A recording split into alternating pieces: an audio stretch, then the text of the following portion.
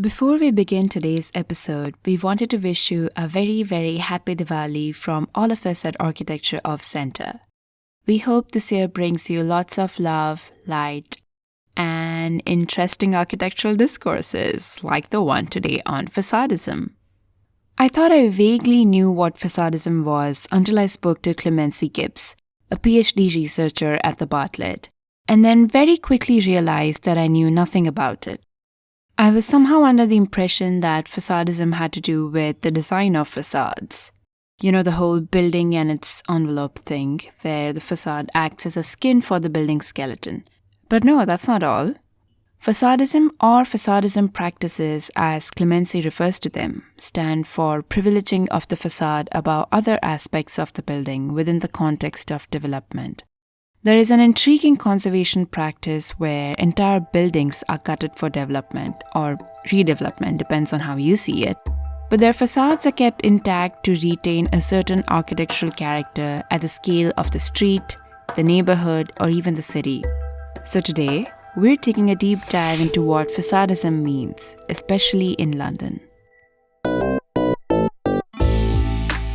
I am Vaishnavi Shukla and this is Architecture of Center, a podcast where we highlight radical perspectives and unconventional projects that reflect emerging discourses within the design discipline and beyond.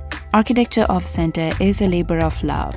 If you enjoy listening to the show, support us on Patreon so we can keep featuring exceptional people who are venturing into the unexplored frontiers of the built environment.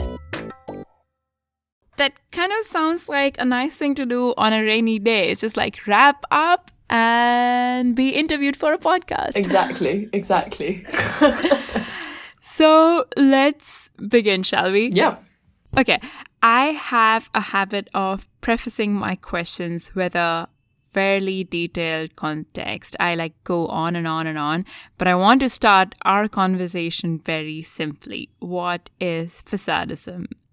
Okay, that's actually it's a more complicated question than it sounds, because the ism suffix of facadism actually makes it sound as though there's some kind of coherent criteria with a coherent set of effects, but actually facadism as a term is used to describe quite a range of different architectural practices. Which aren't limited to those that deal with historic buildings, but in my PhD research, that's the area that I focus on. So maybe I'll give you the definition I use, which I think I find it the most useful way. Yes, please. Which is the privileging of the facade above other aspects of a building within the context of a development. So historically, this might have looked like, I don't know if you have this, but in England it would have looked like the refacing of existing kind of timber frame structures in brick, which was kind of like an architectural facelift, it was particularly common in 18th and 19th centuries in Britain for people that essentially wanted to stay up to date with the fashions, who maybe couldn't afford to build a whole new house, so you just get a new front. And you might also have had, we call them set piece, palace facades, which is quite a mouthful, but it basically is, you probably would recognise them from period dramas on television. We have the Royal Crescent in Bath and a lot of the terraces designed by Nash along Regent's Park, which are essentially just, they're like set pieces, right? You have looks like a palace from the outside or looks like a continuous development, but actually behind is speculative development when each house is completed individually. So there's this disconnect between inside and outside. But in terms of modern practices of facadism, they're kind of the inverse, really, of these earlier examples, because what you're doing is maintaining essentially the face of an old building, either by retaining an existing facade or even by constructing a replica, a kind of pastiche, whilst completely reconfiguring the internal layout to provide, I don't know, whether it's modern amenities or a kind of nice open plan living space if it's a residential building, or maybe large open plan offices So actually here is kind of, you have the historic exterior giving us essentially a social cachet, really, crucially only to a particular audience, usually a middle class one, where having a historic facade, it's a value signal that in the past a new facade might have played that same role, if that makes sense. You do also get postmodern facadism, which is kind of I am super interested in, but it's a whole nother beast.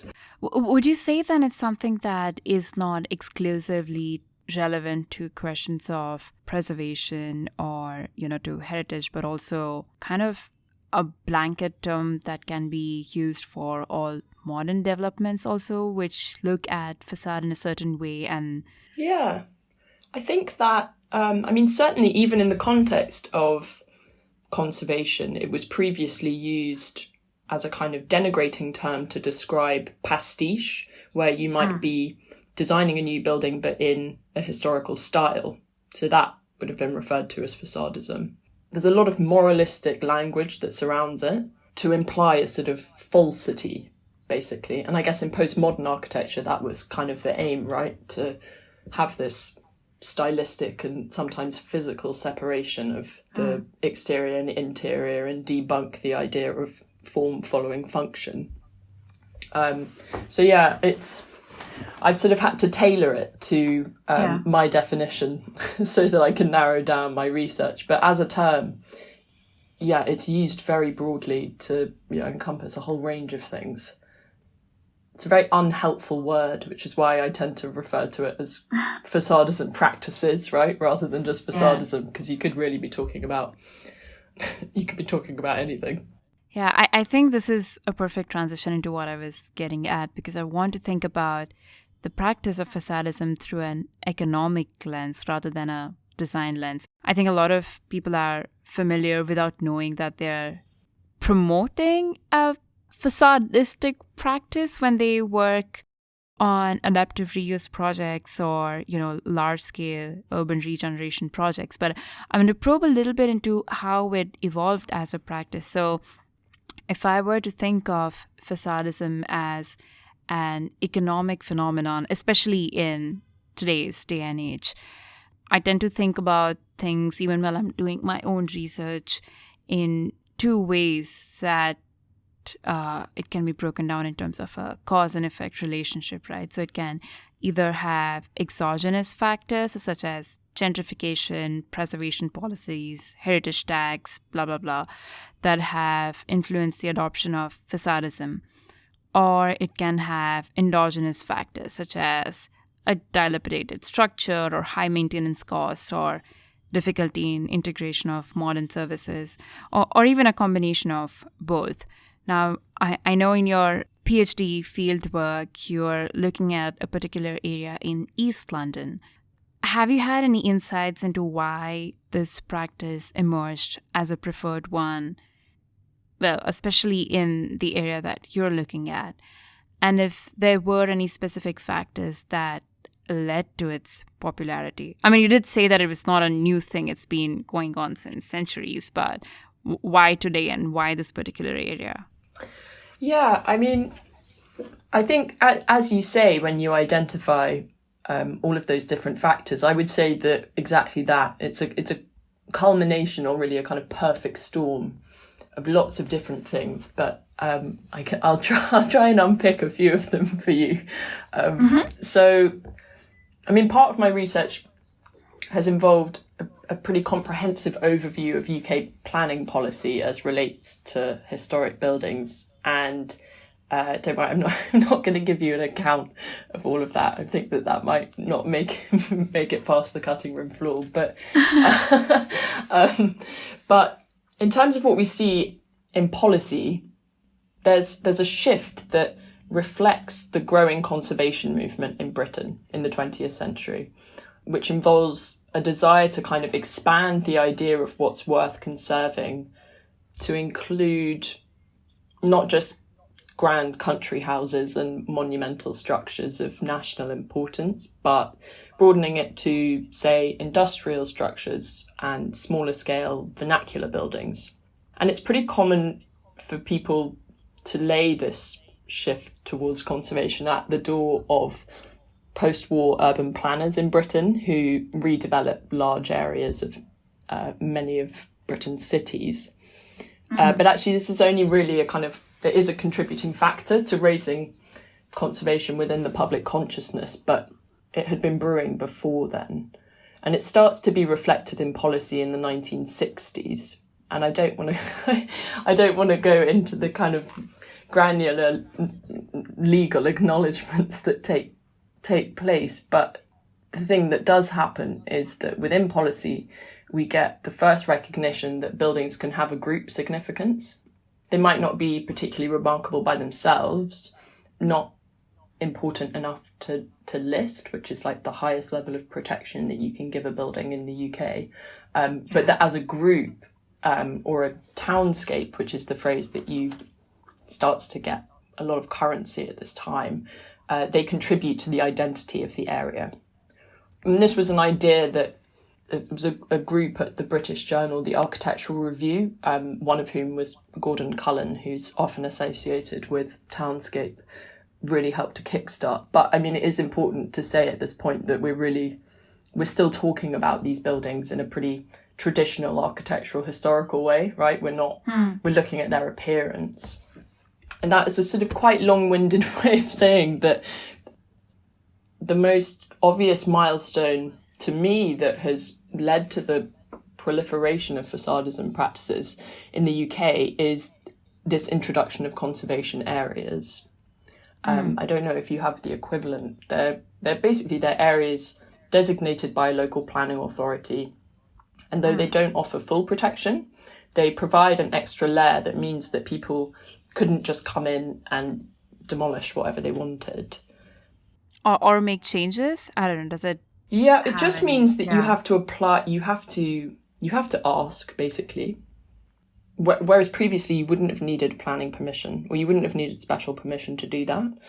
So once this extra level of protection is introduced and is combined with the need or the desire to develop, this essentially ends up being a kind of to and fro between conservationists and developers. The local authority is caught in the middle.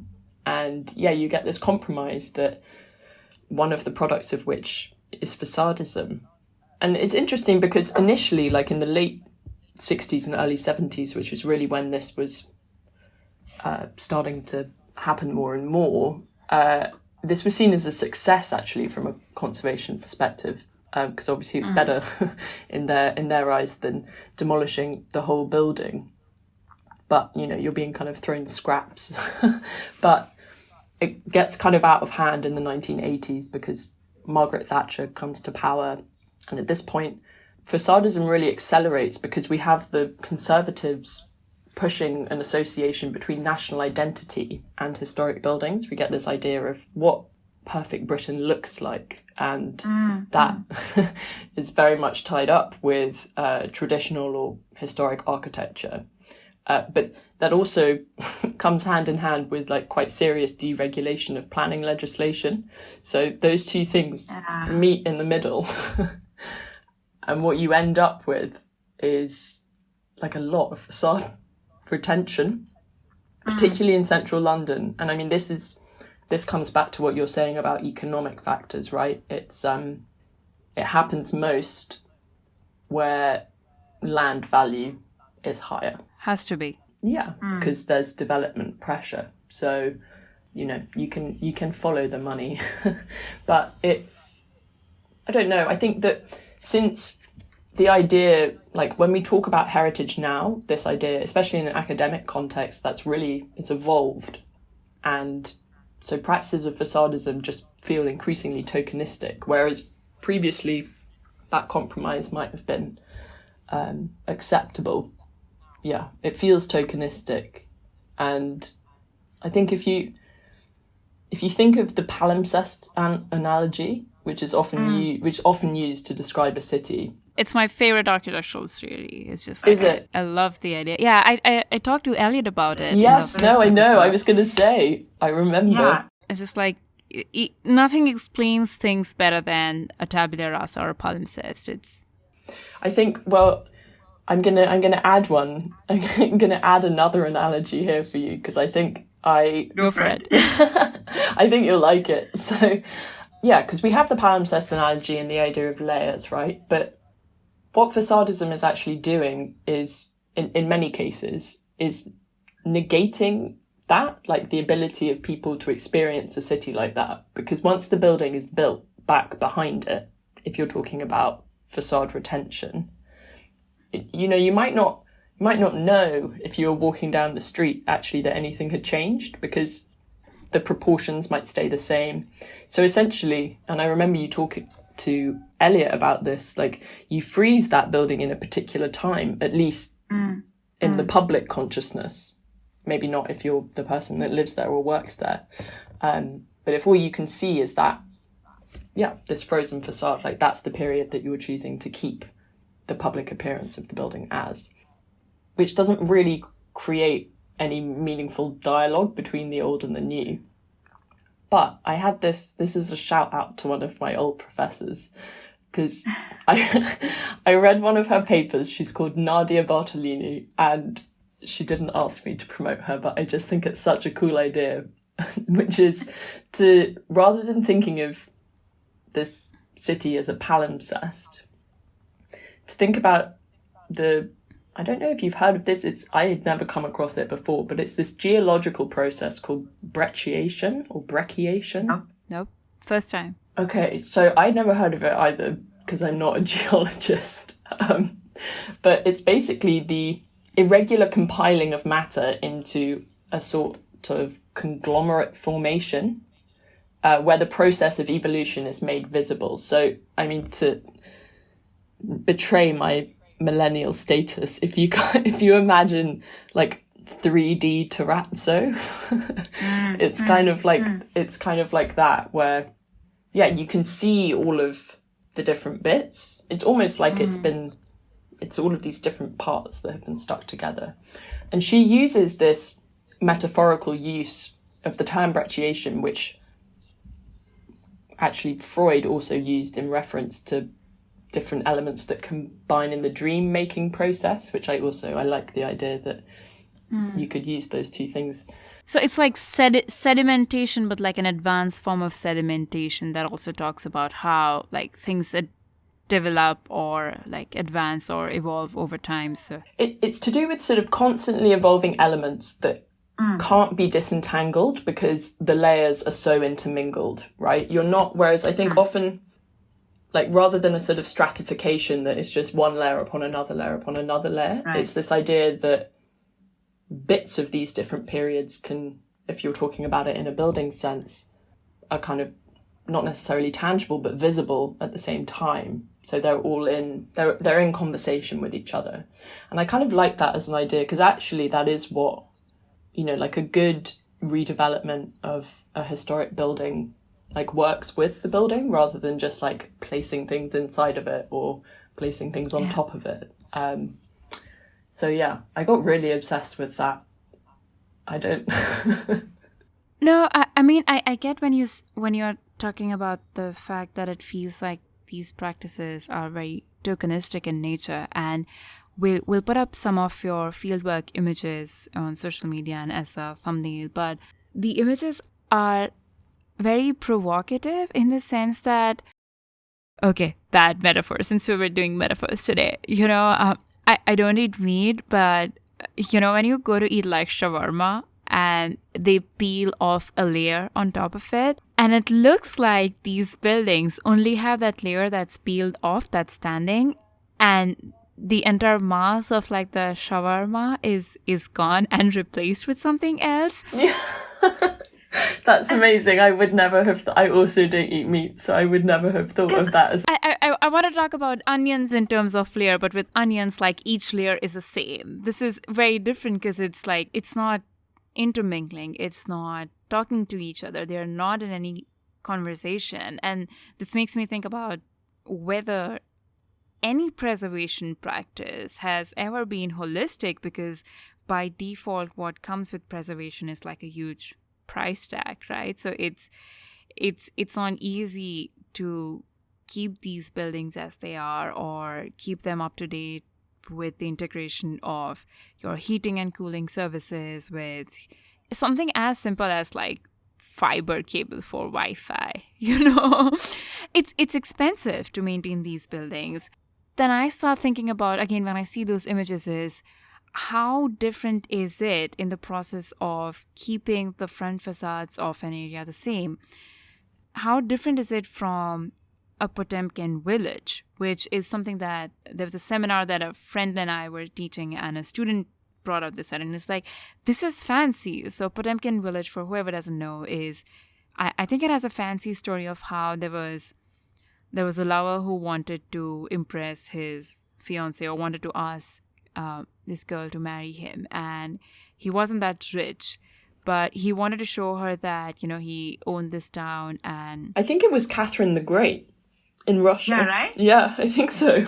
And he's like, he built this entire town just to impress her, but the entire town only had facades of buildings. There was nothing behind it. Like, it was just like holding these cardboard doll houses, front facades. It's a stage set, really.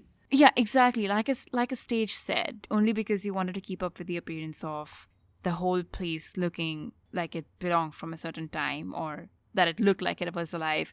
But I'm almost thinking about the area you're looking at, and how if you were to take away all like the fancy new developments behind those facades, how different would it be from a Potemkin village? I would think it's quite exactly a Potemkin village if you take away everything else, because there's nothing that speaks to the facade as it exists right now.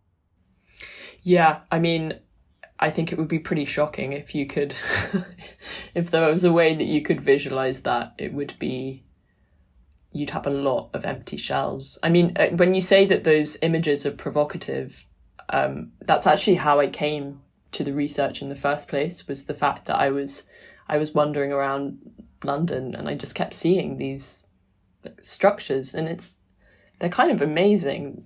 It requires such a it's this kind of incredible metal exoskeleton that has to be constructed around them. It's so much more work than just refurbishing a building or building an entirely new one. Like, you're going to quite like financial and time intensive costs to do this. And those images are kind of haunting. I've been thinking about them in terms of ruins, really, because my background is a classicist, and then my master's is kind of archaeology. So to me, they feel like ruins, right? They feel like contemporary ruins, but you don't have any of that sense of the passage of time, which is what a more romantic conception of ruins sort of requires for the enjoyment of them, because they're testament to a previous time where you can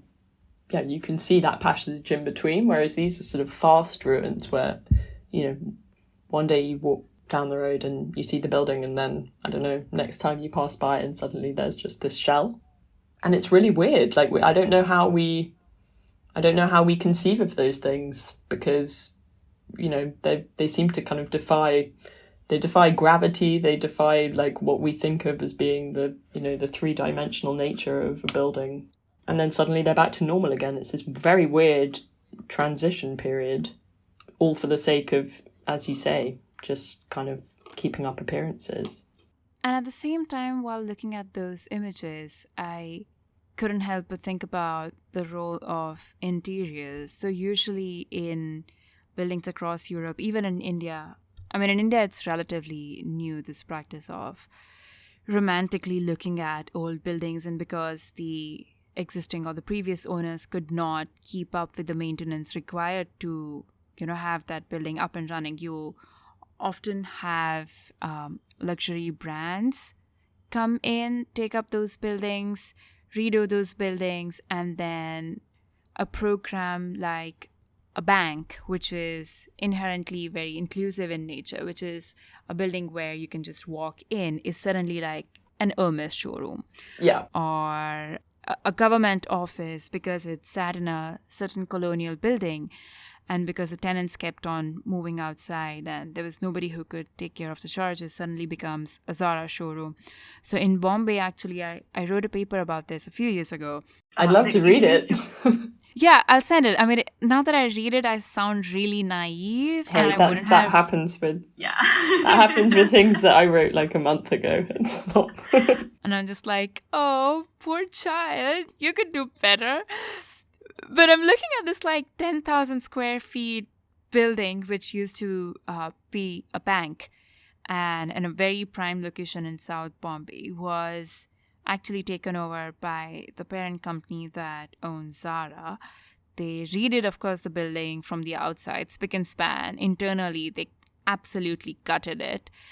And it looks like any other Zara showroom in the world. I mean, it's also a question of interior design because they have a few firms on retainers, and these same firms design their showrooms across the world so that they all have a consistent brand identity. I don't know if there was just like a movement happening in Bombay where all these beautiful old buildings are being converted into very high-end retail shopping places. So while thinking about facadism, I'm also thinking about the role of interior design. And most people will agree that a building comes to life only once it is occupied, which means a building's program and its users contribute to its identity just as much as its physical forms. That includes the ornamentation, symbols, and everything that they signify. In that sense, ideally, the interior of a building should contribute just as much to the value of its heritage as the architectural features on the exterior, ideally. And under the practice of facadism, there is an overbearing emphasis on preserving the exterior without any due regards for the interior.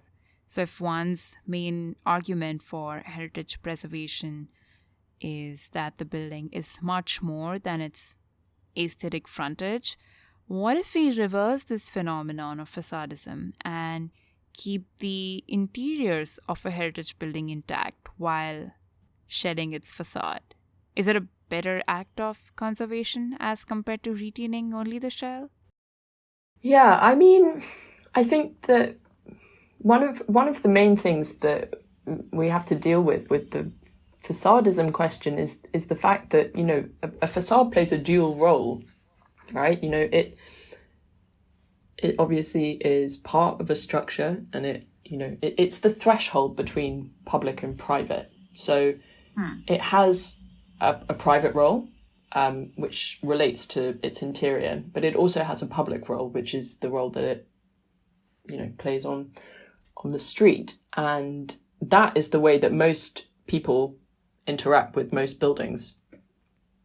But yeah, so to privilege the facade is to privilege the public face of the building as much as it is to concentrate on its kind of grand aesthetics.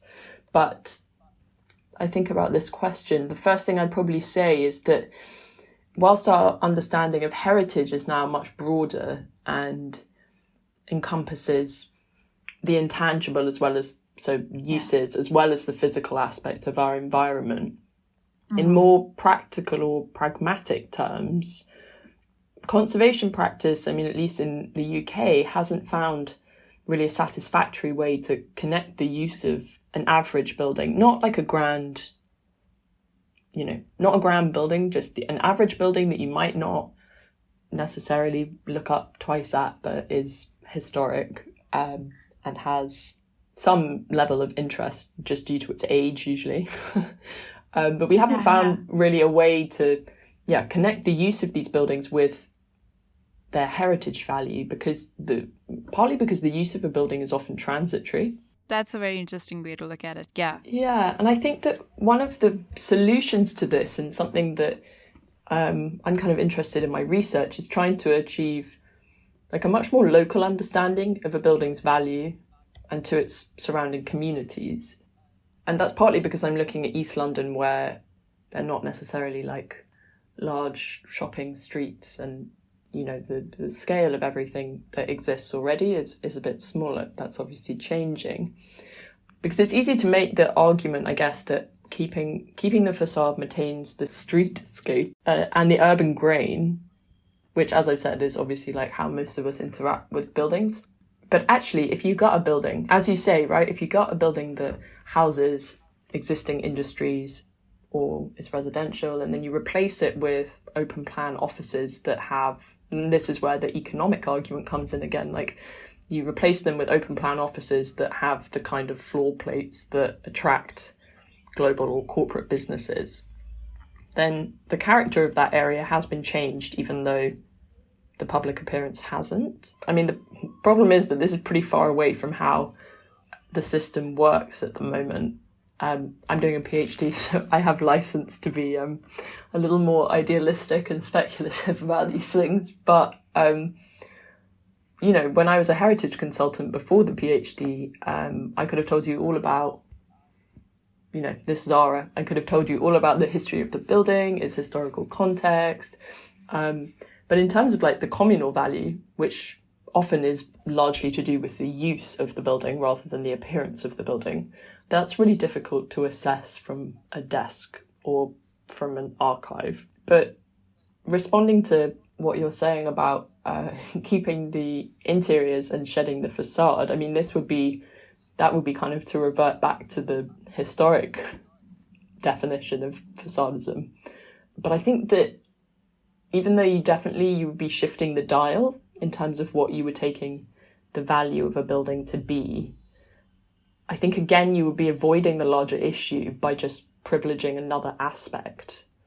Whereas I guess what I'm suggesting is a more holistic approach, which I'm not sure is going to be the role, sadly, of people like me and people who work in heritage.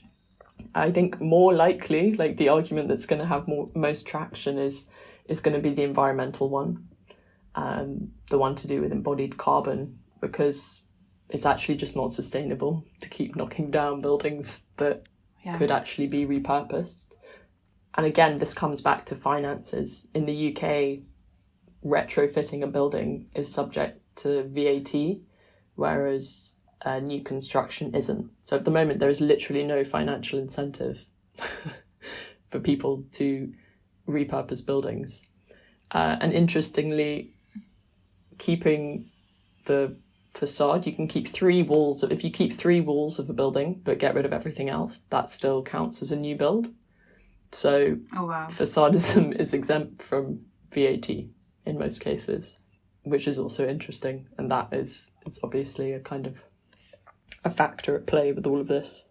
So hypothetically, if you were to write, I don't know, a preservation policy or an urban planning policy or a policy of any sort for East London, which is the area that you're working on right now, what would that policy look like? Like the best practice that in your mind has a good balance of everything that you just talked about?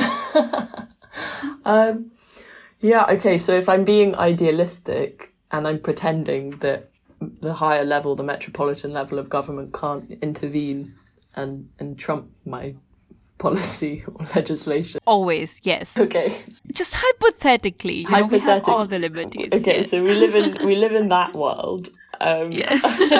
That's awesome. Yeah, I mean, that's a great question. To be honest, I haven't really let myself think about that yet. I've really been tackling more what the problems are at the moment. I think that am I also allowed as many heritage professionals in my... As many of your former archaeological friends, as many heritage experts. Great, we're going to have such a good time. Planners. Yeah. Everyone at your disposal. Everyone is at my disposal with as much money as I like. Yes, sure, why not? Incredible, because that's also... all the environmentalists, all the activists, all the artists, everyone you need. Okay, we're all on retainer, and this sounds so awesome. I think it would have to be you would need your conservation department would have to be not just a department that was set up by itself. There would need to be much more dialogue between the different departments, right? So that urban design, conservation, and community engagement are all in dialogue with each other. on a decision-making level, rather than just each coming in and like trying to get as much as they, because essentially that is often what happens. People are, they're just coming in to try and get like a little bit of what they want, and they know they're not going to get the whole thing. But I think if that could be a dialogue with a lot more kind of community interaction. I don't know, in my ideal world, local authorities have like a presence on the high street, that, there's a face to them, so that you can actually find out what people want rather than just coming to them once you've already had an idea and telling them that they can object if they want to, for it to be a much more kind of proactive rather than reactive process. I mean, as I'm saying that, I feel sad because I know that that's not going to happen. But if we were living in this awesome dream world, I think that's what I would like. I would like to actually know what people wanted from their environment rather than presuming to tell them, or kind of presuming that by just keeping the historic face of a building, you could trick them into thinking that their area wasn't being like massively gentrified, or they weren't being pushed out by the expansion of the City of London, which in part is kind of how it's often justified. It's like people want to keep things the same. It's like, well, did you ask them? Who told you that? Well, on that note, that's such a depressing note to end on. No, it's not a depressing note, but I'm curious, what's next for you? So I know you still have some time before you finish your dissertation, but is this a route you might potentially be exploring? Yeah, I mean, so I have 1 year left of my PhD, and I mean, in an ideal world, I would love to work for a local authority if they'd have me. Not maybe if they listen to this, because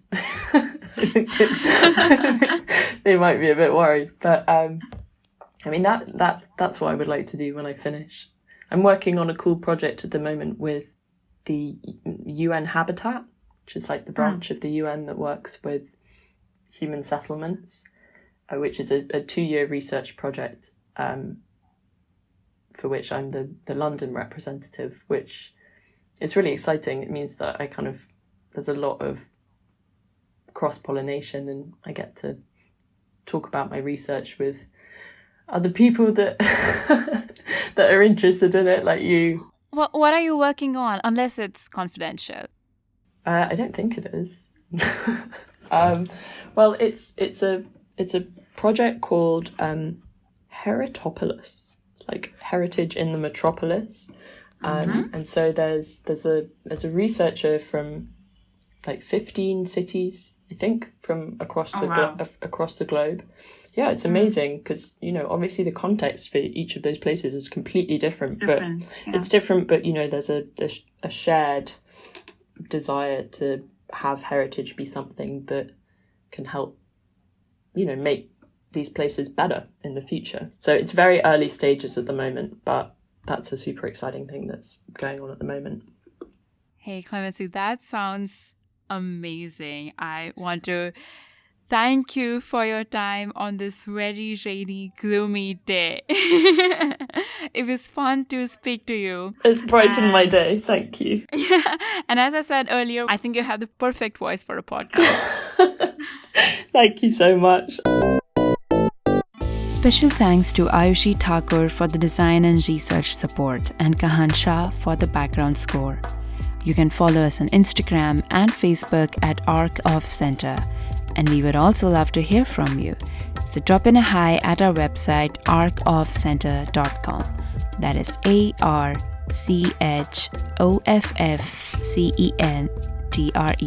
And thanks for listening.